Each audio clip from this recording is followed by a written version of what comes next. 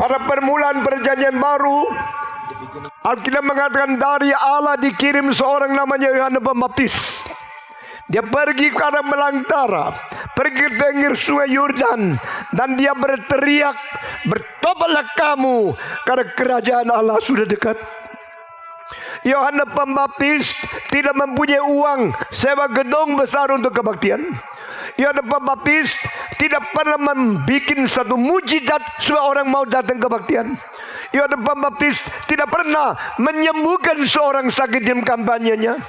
Yohanes Pembaptis tidak pernah memakai uang yang banyak, bikin podium yang besar, membuat organisasi yang banyak orang penting di dalamnya.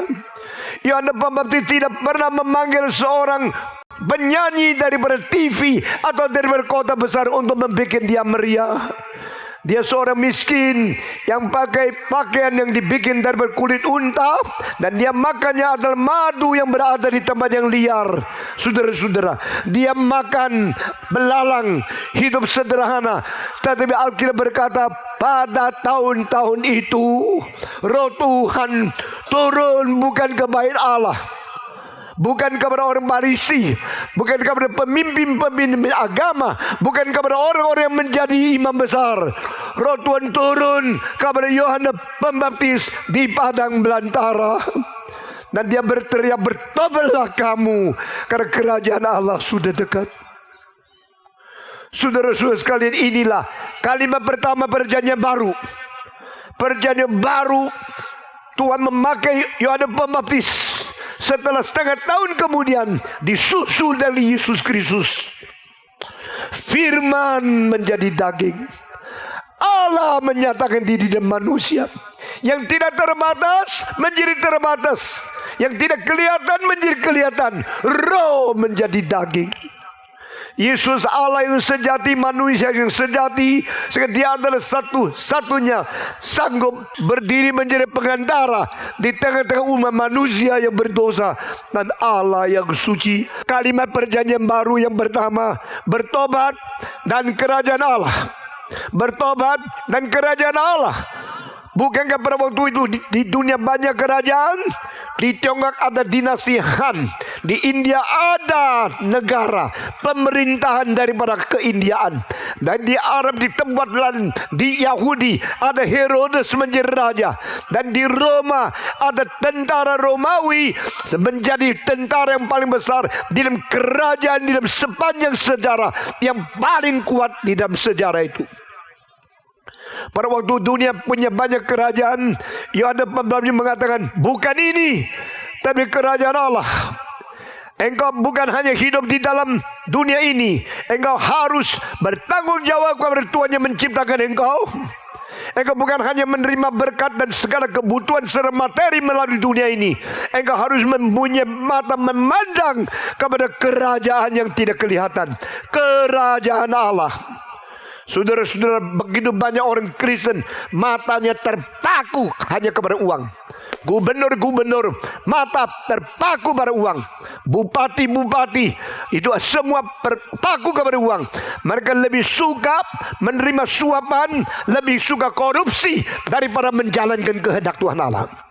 Presiden-presiden dunia, raja-raja dunia, semua mementingkan diri sendiri, lalu berusaha untuk menipu rakyat supaya rakyat memilih dia. Tapi dia dipilih bukan mau melayani rakyat, hanya mau mengkerok uang dari rakyat supaya sendiri menjadi lebih kaya. Saya tidak peduli berapa tinggi jabatanmu, tidak bertinggi berapa besar kemuliaanmu, berapa kuasa kekayaanmu, tidak peduli berapa mulia kedudukanmu. Semua akan lewat. Dunia beserta segala harta, segala kemuliaan, segala nafsu akan lenyap. Hanya mereka yang menjalankan kehendak Allah akan masuk ke dalam kerajaan Allah. Sepanjang sejarah, Tuhan melihat manusia dengan kekuatan yang diberikan oleh Tuhan, membuat sesuatu kuasa, kemuliaan dan kerajaan manusia di dunia ini. Tapi Tuhan hatinya bukan ini. Tuhan akan mentegakkan kerajaannya di dunia ini. Romawi sudah lewat, kaisar-kaisar Cina sudah lewat, Mesir sudah lewat, Babilonia sudah tidak ada. Saudara-saudara, semua raja, semua kerajaan, semua kuasa politik di dunia akan lewat, tetapi kerajaan Yesus Kristus akan selama-lamanya. Amin. Saudara, mari kita matanya mulai mengalih daripada dunia ini kepada surga, mengalih dari kerajaan dunia kepada kerajaan Allah. Dan Alkitab mengatakan cuma satu kalimat, menjadi syarat, bertobatlah kamu karena kerajaan Allah sudah dekat. Kerajaan Allah tersimpan di rencana Allah dari zaman sebelum dunia diciptakan. Rencana Allah untuk kerajaan Allah sudah ada, tapi rencana itu disimpan sebagai satu rahasia tersembunyi, terus menunggu sampai saatnya sudah tiba, baru kerajaan itu diwujudkan. Kerajaan itu diwujudkan supaya kita mengetahui sebenarnya yang berdaulat, yang berkuasa menguasai seluruh hidup manusia bukanlah raja, bukan kaisar, tapi Sang Pencipta yang terbesar itu. Kerajaan Allah di dalamnya ada kuasa, dan kuasa itu dilakukan oleh Tuhan melalui prinsip kebenaran, keadilan Allah. Semua pengadilan di dunia tidak sungguh-sungguh menjalankan keadilan. Tempat yang paling tidak adil adalah pengadilan tinggi. Tempat yang lebih tidak adil adalah Mahkamah Agung. Karena manusia selalu menerima suapan, yang salah dianggap benar, yang benar dianggap salah. Semua hakim-hakim, semua jaksa-jaksa yang terima uang dan tidak melakukan keadilan, mereka satu hari akan dihakimi dan dihukum oleh Tuhan lebih dari orang biasa. Tidak ada seorang bisa lolos dari Tuhan. Karena Tuhan tidak menerima suapan. Tuhan tidak pandang manusia dengan cara yang membeda-bedakan. Allah yang adil akan mengadili segala sesuatu. Dan ketidakadilan yang terbesar adalah pada waktu Herodes, Kayafas, dan Pilatus mengadili Yesus Kristus. Pada waktu Yesus diadili oleh manusia yang tidak adil, dia tidak menjawab satu kalimat, engkau berbuat ini kah? Engkau mengatakan kalimat itu kah? Yesus tidak menjawab satu kalimat. Kenapa? Karena orang-orang ini tidak layak menghakimi dia. Telinga orang-orang ini tidak layak mendengarkan kalimat apapun daripada dia. Tetapi pada waktu Kayafas menanya, apakah engkau anak Allah? Dia tidak boleh tidak jawab. Pada waktu Pilatus menanya, apakah engkau raja Yahudi? Dia tidak bisa tidak jawab. Mengapa? Jikalau Yesus tidak jawab, berarti Yesus menyangkal dia adalah anak Allah. Jikalau Yesus tidak jawab, berarti dia tidak lagi mengakui dia adalah raja Yahudi. Tapi Yesus menjawab dengan tegas, seperti kata Tuhan, saya adalah raja. Saya dilahirkan untuk menjadi raja. Menjadi raja, saya dilahirkan untuk bersaksi bagi kebenaran. Bukan seperti kamu orang memutarbalikkan kebenaran menjadi tidak benar, adil menjadi tidak adil, dan hukum diinjak-injak oleh kamu. Engkau di dalam dunia ini, I am not from the kingdom of this world. My kingdom not from this world. Kerajaanku bukan dari dunia ini. Kerajaan surga akan tiba. Nah, saudara-saudara sekalian, dari perjanjian baru permulaan sudah dipersiapkan dengan satu berita yang penting. Bertobatlah kamu, karena kerajaan Allah sudah dekat. Saya boleh berkata kepada saudara, di dalam gereja hanya dua macam orang. Semacam yang beragama tapi tidak ada Kristus. Semacam yang sudah tahu liturgi, sudah tahu nyanyian, sudah tahu kitab suci, sudah tahu sejarah gereja, tetapi belum masuk dalam kerajaan Allah. Semacam lagi yang dari permulaan melihat kerajaan Allah lebih penting daripada liturgi, organisasi, administrasi gerejawi. Saudara, waktu mendengarkan seorang berkhotbah atau bersaksi, Roh Kudus langsung mengkonfirmasikan orang itu jujur atau tidak. Saudara-saudara sekalian, maukah kita menjadi orang Kristen yang sejati? Jawab. Maukah kita sungguh-sungguh mengikut Tuhan? Maukah kita betul-betul masuk ke dalam kerajaan Allah? Saudara-saudara, cilakalah engkau seumur hidup ikut kebaktian, dibaptiskan, bahkan melayani Tuhan, tapi akhirnya tidak masuk ke dalam kerajaan Allah. Karena engkau belum pernah bertobat, belum pernah sungguh-sungguh menangisi dosamu. Saya berani berkata, saya umur 2 sudah dibaptiskan. The Gereja Presbyterian di kota Xiamen di Cina. Tetapi sampai umur 17 baru saya menangis mengaku dosa, bertobat di hadapan Tuhan. Pada waktu saya umur 8 di dalam kebaktian doa, waktu saya berdoa, banyak orang-orang yang tua duduk di pinggir saya mendengarkan anak yang begitu baik, doanya begitu panjang dan begitu sungguh-sungguh. Di dalam gereja saya dianggap orang yang menjadi contoh, menjadi teladan, anak yang paling baik, pemuda yang rajin ke gereja. Saya ke gereja berkali-kali setiap hari Minggu, dan saya ikut menjadi orang Kristen yang sungguh-sungguh melayani di dalam gereja. Kelihatan seorang pemuda yang baik. Sampai umur 17 saya baru sungguh-sungguh sadar, Yesus Tuhanku, Yesus mati bagiku, Yesus dipaku untuk mengganti aku, Yesus menerima hukuman yang sepatutnya aku terima di atas kayu salib untuk menghapus dosaku dan memberikan hidup yang baru kepada aku. Pada umur 17 saya menangis dengan air mata yang membasahi pakaian saya, dan saya menyerahkan diri menjadi hamba Tuhan. 55 tahun setengah yang lalu saya menyerahkan diri. 55 tahun kemudian saya melihat Tuhan bekerja di pemuda yang lain dengan firman yang sama. Saudara-saudara, siapakah masuk dalam kerajaan Allah? Apa itu kerajaan Allah?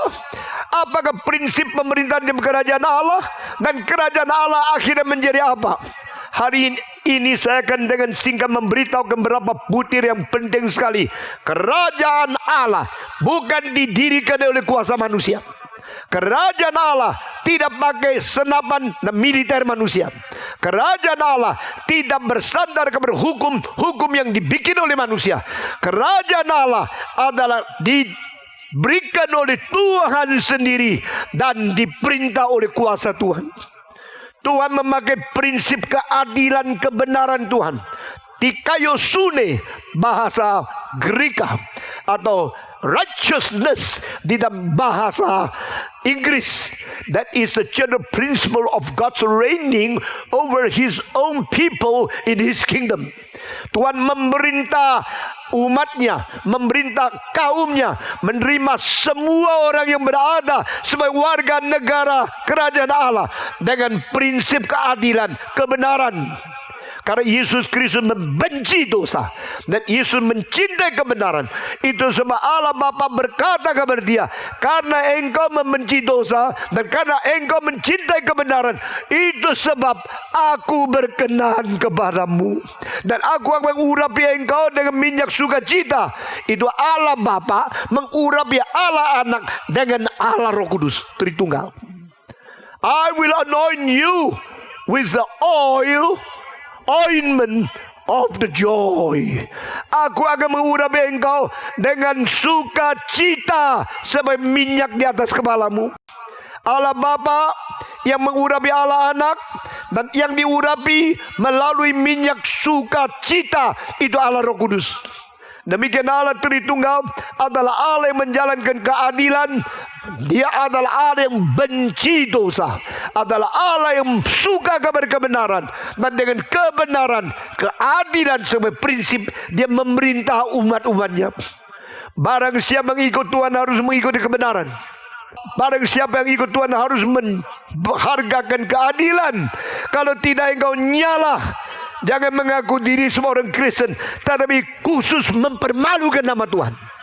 Di mana engkau berjabat, di kantor gubernur, kantor bupati, kantor kepala desa, ingat engkau harus melakukan segala sesuatu sesuai dengan keinginan Tuhan, supaya engkau menyatakan diri sebagai orang Kristen yang diutus di dunia ini. Masih ingatkah seorang nama Yusuf? Masih ingat seorang Daniel? Ini dua pemuda yang di dalam Alkitab menjadi teladan semua pemuda. Tidak pernah dicatat kesalahan yang mereka berbuat di dalam Alkitab. Kedua pemuda yang menjadi pemuda dari zaman ke zaman, contoh yang terbaik karena mereka takut kepada Tuhan. Mereka bukan melayani diri, mereka di bangsa kafir, di kerajaan orang melawan Tuhan. Mereka meninggikan Tuhan yang mereka sembah sujud. Kadang-kadang saya melihat banyak orang Kristen di gubernuran, ketakutan kedudukannya hilang. Mereka bukan sedang tidak melayani Tuhan, mereka melayani uang, mereka melayani diri, mereka melayani posisi status quo. Di manakah Daniel sekarang? Di manakah Yusuf sekarang? Di mana orang Kristen berjuang untuk kebenaran, kan sendirinya diperintah di dalam keadaan prinsip keadilan kebenaran Tuhan. When the truth of God and the righteousness of God is reigning over you, you can be the representative of God to be His witness anywhere you go. Mari kita menjadi orang bertobat, menjadi orang yang mempatuh kepada kebenaran keadilan Tuhan, mau diperintah oleh Tuhan, sehingga kita boleh menjadi utusan, menjadi saksi Kristus di mana kita berada. Saudara-saudara, kerajaan Allah mempunyai Tuhan sebagai Raja yang tertinggi. Kerajaan Allah menjadi satu tempat di mana keadilan kebenaran Tuhan menjadi prinsip pemerintahan. Kerajaan Tuhan adalah di mana orang-orang itu sudah ditebus dan dibenarkan oleh Tuhan menjadi anggota dan warga negara surga yang penuh dengan keadilan dan kebenaran. Kerajaan Allah itu dimiliki oleh Kristus karena Kristus melalui kuasa untuk menyelamatkan manusia keluar dari tangan setan melalui pertobatan, menjadikan mereka kaum milik Tuhan. Lalu mereka menjadi orang yang berada di dalam wilayah kerajaan Allah sendiri. Saudara-saudara, tetapi engkau tidak mungkin melihat apa itu kerajaan Allah. Engkau tidak mungkin masuki apa itu kerajaan Allah kecuali Roh Kudus bekerja di dalam hatimu. Dan Roh Kudus bekerja melalui apa? Roh Kudus bekerja hanya melalui firman. Holy Spirit is using only the word of God to work in your heart.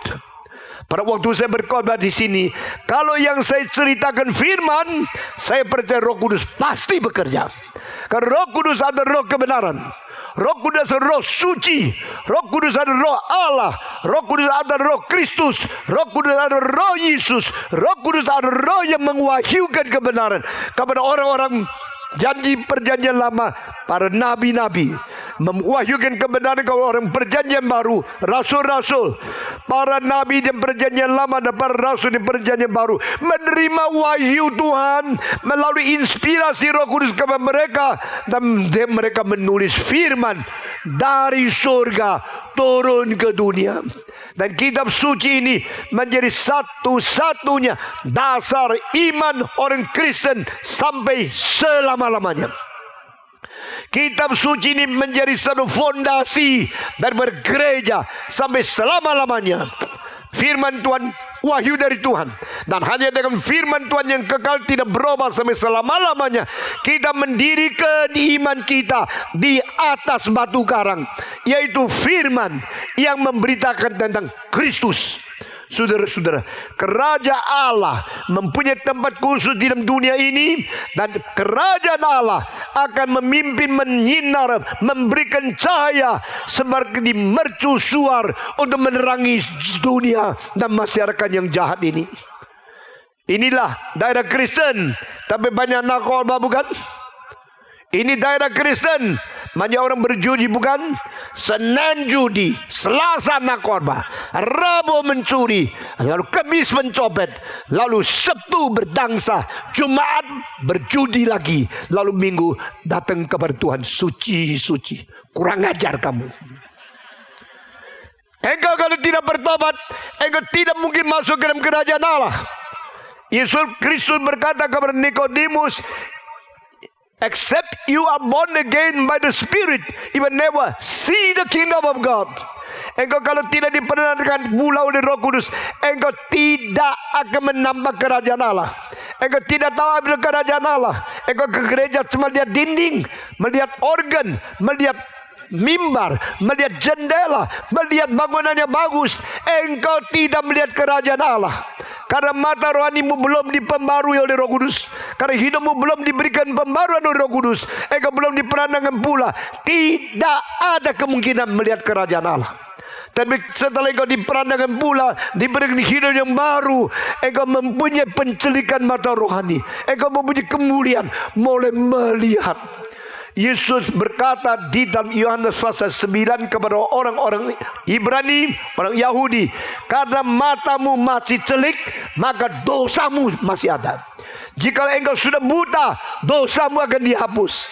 Jikalau mata rohanimu tidak terbuka, mata di hatimu tertutup, engkau buta, dan alangkah besarnya kegelapan di dalam hati itu. Dan jika matamu sudah dibuka, engkau akan melihat kemuliaan Tuhan, engkau melihat pimpinan Tuhan, engkau melihat kebenaran Tuhan, engkau melihat kuasa Tuhan, engkau melihat takhta Tuhan. Saudara-saudara, hari daripada Paulus masih belum bertobat, dia membanggakan, saya bukankah orang Yahudi, saya adalah suku Benyamin. Dari umur 8 hari saya sudah disunat, dan saya dibesarkan di dalam Taurat. Saya dari kecil mempelajari akan hukum-hukum dari Musa. Umur 5 sudah masuk ke dalam sinagoge, masuk ke rumah sembahyang orang Yahudi. Sampai umur 12 dijadikan bar mitzvah, artinya anak Taurat. Anak-anak Yahudi umur 12 masuk ke dalam bait Allah, ke Yerusalem, diberikan suatu jubah, diberikan pelantikan, engkau menjadi anak Taurat. Sampai hari ini tidak ada pemerintah apapun di dunia yang mengaku anak umur 12 harus bertanggung jawab kepada hukum. Di Amerika, di Eropa, 16, 18, 20 baru bertanggung jawab kepada hukum. Sebelum itu masih anak kecil. Tapi orang Yahudi umur 12 sudah dilantik menjadi anak Taurat, harus bertanggung jawab kepada Taurat, hukum yang diberikan oleh Tuhan melalui Musa. Saudara-saudara sekalian, tidak ada bangsa lebih ketat daripada ini.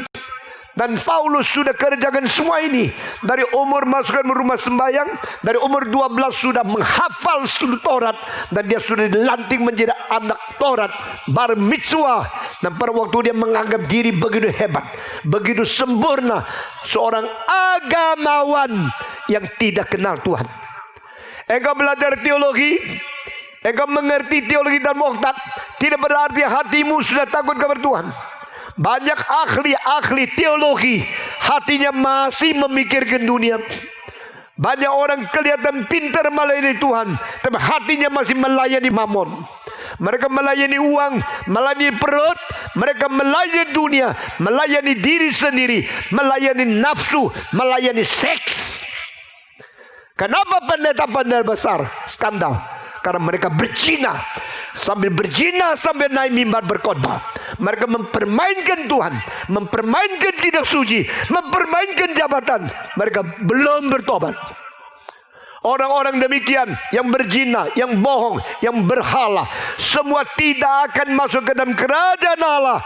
Menurut kitab suci Wahyu, kitab yang terakhir, mereka dilempar keluar dari pintu yang kota suci itu bersama-sama dengan golongan anjing. Saudara-saudara sekalian, bertobatlah engkau, karena kerajaan Allah sudah dekat. Kerajaan Allah, kerajaan yang suci. Kerajaan Allah adalah kerajaan yang didirikan oleh tangan Tuhan Allah sendiri, bukan memakai manusia, bukan memakai kuasa, bukan memakai jasa manusia. Saya berkata kepada Michael, jauh sekali, panjang sekali, dia sudah mengatakan saya orang tidak layak. Saya bimbang, siapa yang layak? Siapa yang layak menjadi hamba Tuhan? Paulus dulu menghujat Tuhan. Paulus tidak layak. Stephen Tong tidak layak. Michael Engel sudah tidak layak. Tapi saya berkata kepadamu, manusia membangun istana selalu pakai marmer yang paling mahal, granit yang paling berat, dan semua bahan-bahan yang paling hormat, yang paling tinggi harganya. Hanya Tuhan membangunkan kerajaannya bukan pakai bahan-bahan yang mahal, pakai hati-hati yang hancur mengaku dosa. Tuhan memakai manusia yang mengenal dosa. Manusia berapa rusak tapi akhirnya bertobat, mengetahui diri tidak layak tapi akhirnya mau taat. Saudara-saudara, not you, but Christ. Do not look at you yourself. Look at my son Jesus Christ. Please forgive me, God. Do not look at me, but look at your son Jesus Christ, which has been hung on the cross, who is now making intercession for me. Ini semua Injil.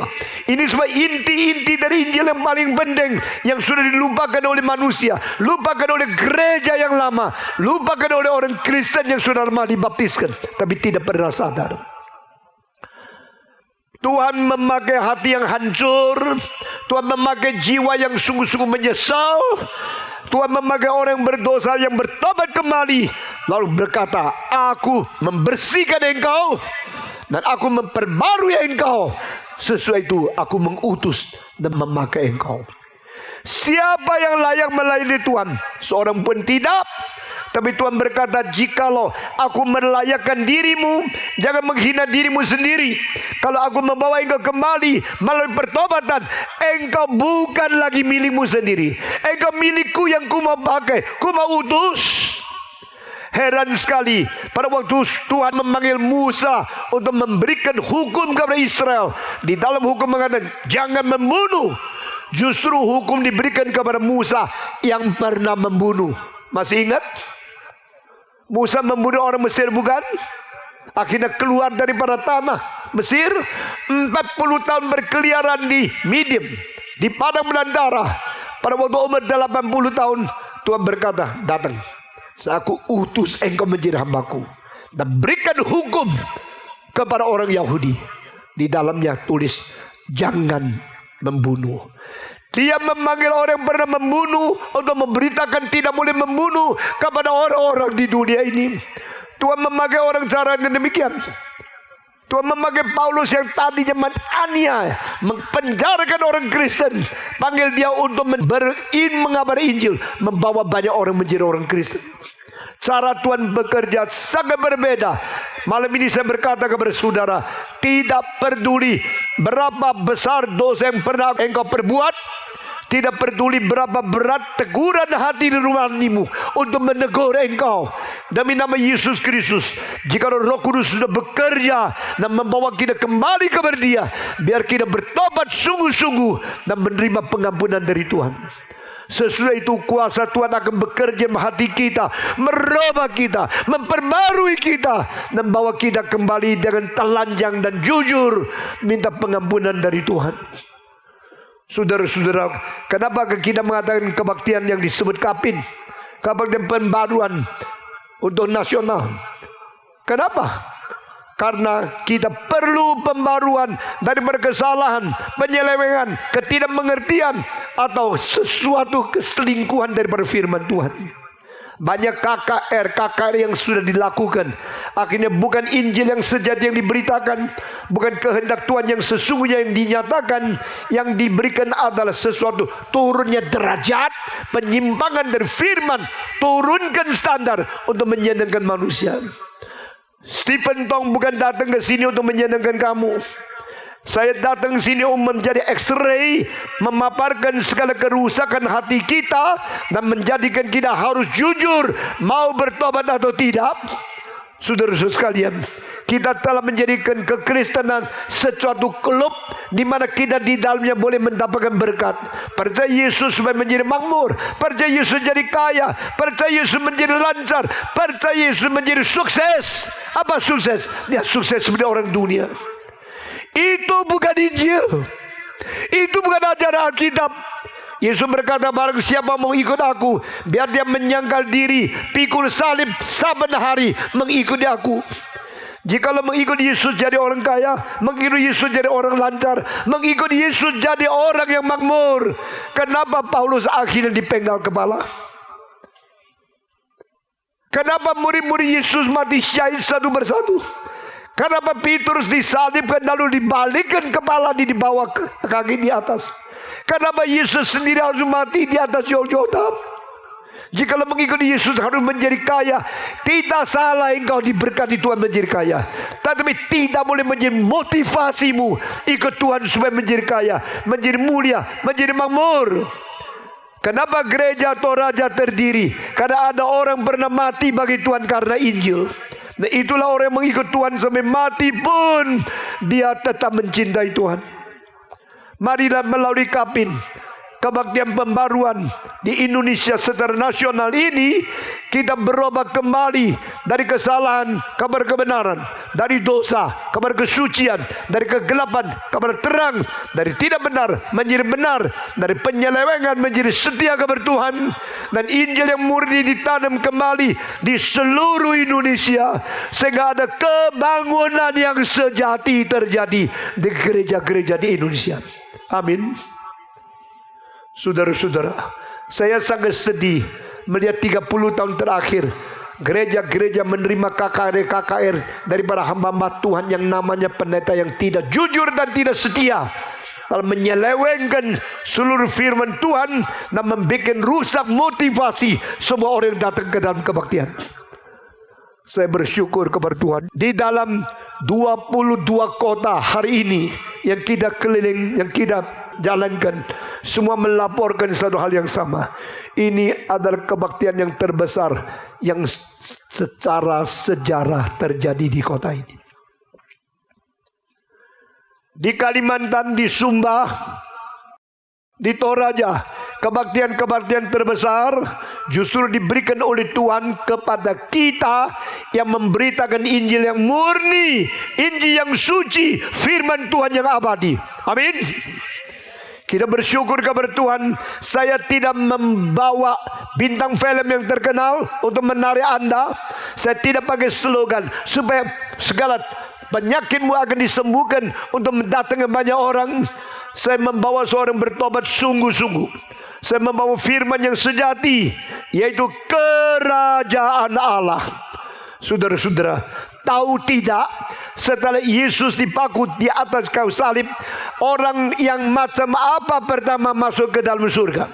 Yang pertama-tama dibawa Yesus ke dalam Firdaus, itu justru bukan Maria Magdalena, bukan Petrus, bukan Yohanes, bukan Andreas, bukan Yakobus, bukan murid-murid yang lain.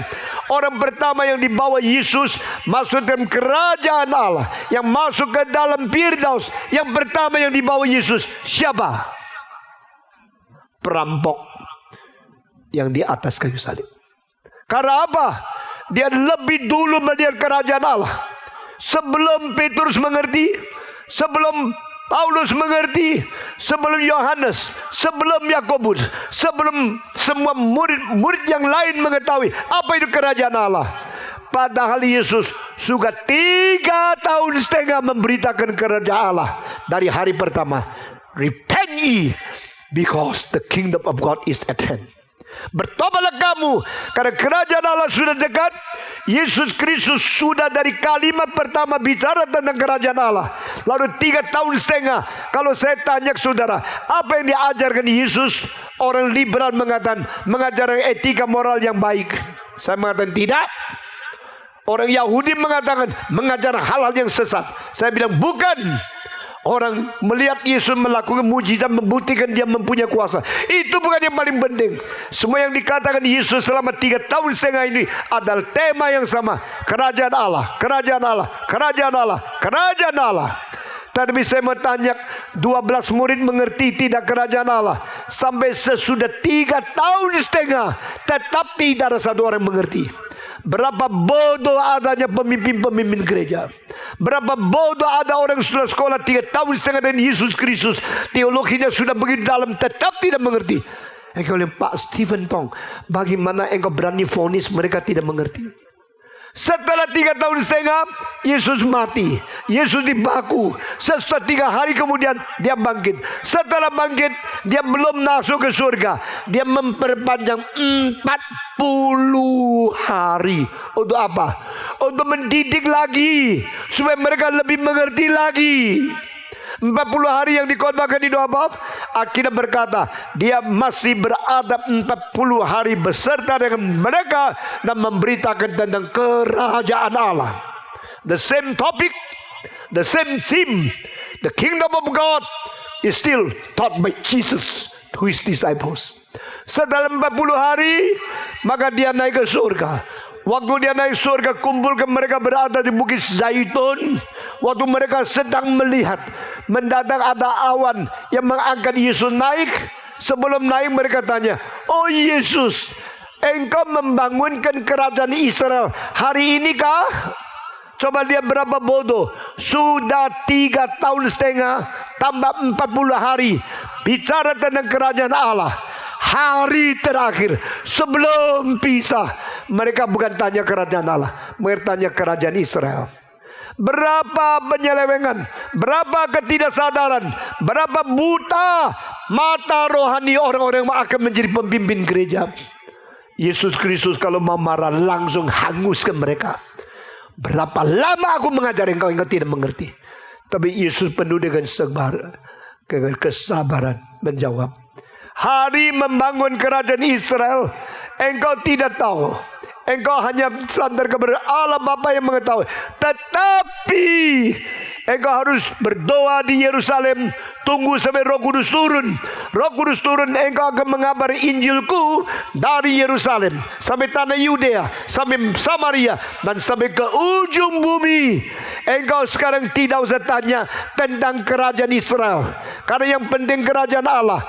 Kerajaan Allah, yaitu Injil diberitakan, manusia bertobat kembali, taklukkan diri kepada kedaulatan Allah, dan diperintah oleh kebenaran Allah. Itulah anak-anak warga negara dari kerajaan Allah. Saudara-saudara sekalian, mereka tidak mengerti apa itu kerajaan Allah. Sudah dididik 3 tahun setengah masih tidak tahu. Ditambah 40 hari tetap tidak tahu.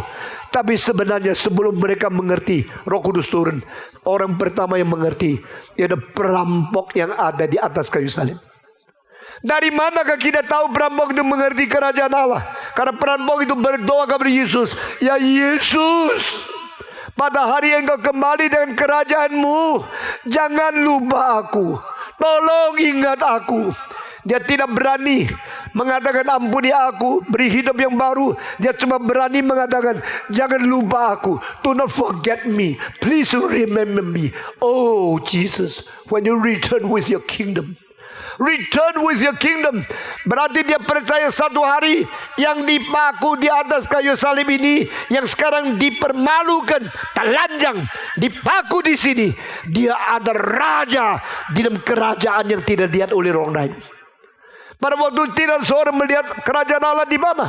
Pada orang tidak melihat Yesus menang, Yesus tidak sukses, tidak makmur. Yesus sendiri dipaku dengan begitu dipermalukan. Tidak ada orang tahu dia siapa. Semua kira Yesus gagal, Yesus dibuang oleh Tuhan Allah. Tetapi perampok ini mengetahui dia adalah raja yang akan datang, akan kembali dengan kerajaannya dari surga. Dan dia mengatakan, kalau mungkin Tuhan, jangan lupakan aku. Ingatlah aku waktu engkau kembali dengan kerajaan. Itu sebab saya berkata kepada engkau, apa yang saya katakan engkau tidak menemukan di dalam buku penafsiran kita manapun. Ini semua adalah sesuatu pimpinan Tuhan untuk saya mengerti firman Tuhan. The thief on the cross was the first one in the history understand what is the kingdom of God. He was the first one to recognize Jesus is the King of all kings. Jesus is the King of the kingdom of God. Dia adalah satu orang pertama di seluruh sejarah, orang satu-satunya melihat sebelum Petrus, Yakobus, Paulus dan yang lain mengerti. Dia sudah melihat. Lalu saya heran-heran. Saya terus merenungkan bagaimana perampok ini bisa mengerti, bagaimana imannya menjadi begitu baik. Tadinya bukan dia dengan perampok yang lain mencemooh Yesus, bersama-sama menyindir Yesus. Tapi di dalam satu hal, detik itu Tuhan merubah dia. Perubah di melalui dan berkalimat Yesus Kristus yang berdoa dengan kalimat pertama di atas salib. Father, forgive them, because what they are doing they do not know. Allah, ampuni mereka. Bapa, ampunilah mereka, karena apa yang mereka berbuat mereka tidak mengetahui. Mungkinkah seorang berada di kayu salib masih memperhatikan orang lain? Mungkinkah seorang digantung dengan demikian sengsara, mendoakan syafaat oleh orang lain? Mungkinkah seorang begitu kejam, dimusuhi, dipaku, digantung, dimatikan di atas salib, minta Tuhan ampuni dosa orang lain? Ini kalimat yang menyentuh, membuka, mencelikan mata daripada perampok itu. Dan dia langsung sadar, yang dipaku di tengah-tengah kedua orang perampok ini, ini adalah anak Allah. Ini adalah juru selamat. Ini adalah kehadiran Tuhan di tengah-tengah manusia. Dan dia bukan orang jahat yang dipaku. Dia adalah kerajaan Allah. Dan raja di dalam kerajaan Allah yang sementara tidak dimengerti oleh manusia. Celakalah kita sudah melihat Yesus tapi tidak sadar dia siapa. Celakalah Yesus sudah berada di tengah-tengah kita, kita tidak memperlakukan dia sebagai raja. Kita memperlakukan Kristus sebagai orang jahat. Maka kita ikut orang Yahudi memaku dia di atas kayu salib. Saudara-saudara, saat Roh Kudus mencelikan mata rohani, saat Roh Kudus memberikan peradakan pula, when the Holy Spirit renew and give you new life, you will see clearly who Jesus is. Yang dipaku orang biasa melihat malu, yang dipaku orang diberikan Roh Kudus penglihatan, karena itu mulia. Kita menyanyi salibnya, salibnya selamanya mulia. Orang biasa tidak mengerti kenapa salibnya mulia. Kalau salib itu hal yang paling malu, paling hina, paling kejam, paling keji, paling tidak berkemuliaan. Kenapa orang Kristen melihat ini kemuliaan? Karena kemuliaan dari Tuhan lain cara nilainya dengan kemuliaan dari dunia. Di dunia engkau mempunyai berlian, engkau mempunyai mutiara, engkau mempunyai emas perak yang banyak, itu namanya mulia. Tapi Alkitab berkata kemuliaan di dunia hal yang dibenci oleh Tuhan Allah. Di dalam gereja jangan engkau menjadi wanita yang mempamerkan kekayaanmu. Janganlah ikut kebaktian dengan segala hal yang mengkilap supaya orang tahu engkau kaya. Itu hal yang mempermalukan dirimu sendiri. Perempuan mulia adalah perempuan yang hidup yang suci, setia kepada suaminya, dan tenang belajar firman Tuhan dan menjadi teladan bagi pemuda-pemudi. Kemuliaan Tuhan Allah tidak dinyatakan di kemewahan. Yesus tidak pernah naik kuda satu kali. Yesus tidak pernah menjadi jenderal militer. Yesus tidak pernah berperang dan mendapatkan mahkota dari para raja. Yesus tidak pernah mempunyai kemuliaan apa di dunia ini. Dia hanya mempunyai salib. Dan pada waktu Yesus baku di salib, disitulah ada orang melihat ini kemuliaan. Yang melihat itu kenapa melihat? Karena dia mempunyai satu penglihatan yang diperbarui Roh Kudus. Karena dia mempunyai satu hidup baru yang tidak pernah ada pada dulu. Dan ini adalah perampok yang paling dibenci oleh dunia. Justru dia berubah. Saudara-saudara, kerajaan Tuhan dibangun bukan dengan bahan-bahan yang mahal, bukan dengan batu-batu yang hormat, bukan dengan segala bahan-bahan yang mahal harganya. Kerajaan Allah dibangun melalui hati-hati yang hancur. Orang-orang bertobat dan mereka akan menerima Tuhan dan kerajaannya. Bertobatlah kamu, karena kerajaan Allah sudah dekat. Barang siapa yang mau ke dalam kerajaan Allah, ada orang mengenal Kristus adalah Raja dalam kerajaannya, dan mengetahui kita orang berdosa, kita mau bertobat. Saya akan berhenti khotbah saya sampai di sini demi nama Tuhan. Malam ini malam yang mulia. Sekarang saya menyeru, barang siapa sadar engkau orang berdosa, engkau mau bertobat, engkau mau sungguh-sungguh jujur kembali kepada Tuhan. Ada orang demikian, setelah mendengarkan kesaksian dan firman yang beritakan, engkau mau kembali kepada Tuhan, dipersilakan dengan hormat berdiri dan maju ke depan. Kita kumpul di hadapan Tuhan Yesus, kita minta pengampunan dosa sama dia. Engkau bilang saya mau, siapa saja, tidak peduli engkau sudah Kristen belum Kristen, hari ini bertobat, berdiri dan maju ke depan. Sekarang berdiri, sekarang maju. Siapa saja, kita menyanyi salibnya, sambil jalan ke depan, semua jujur menghadapi Tuhan. Salibnya, yang mau bertobat maju ke depan sekarang. Mulia dosaku. Sekarang maju ke depan, siapa saja yang mau bertobat, semua maju ke depan. Darah Yesus.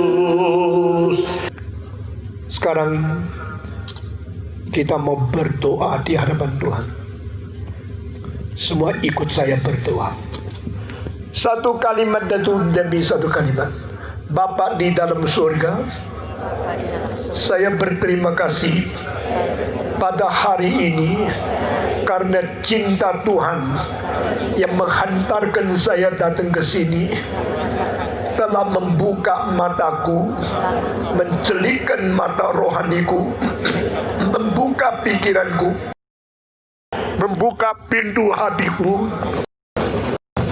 untuk mendengar firman Tuhan, untuk mengerti kebenaran Tuhan. Oh Tuhan yang Maha Kuasa, malam ini saya sudah mendengarkan kesaksian anak-Mu. Saya sudah mendengarkan firman hamba-Mu yang beritahu tentang kebenaran Tuhan, kejujuran pertobatan, dan pengampunan dosa yang sejati.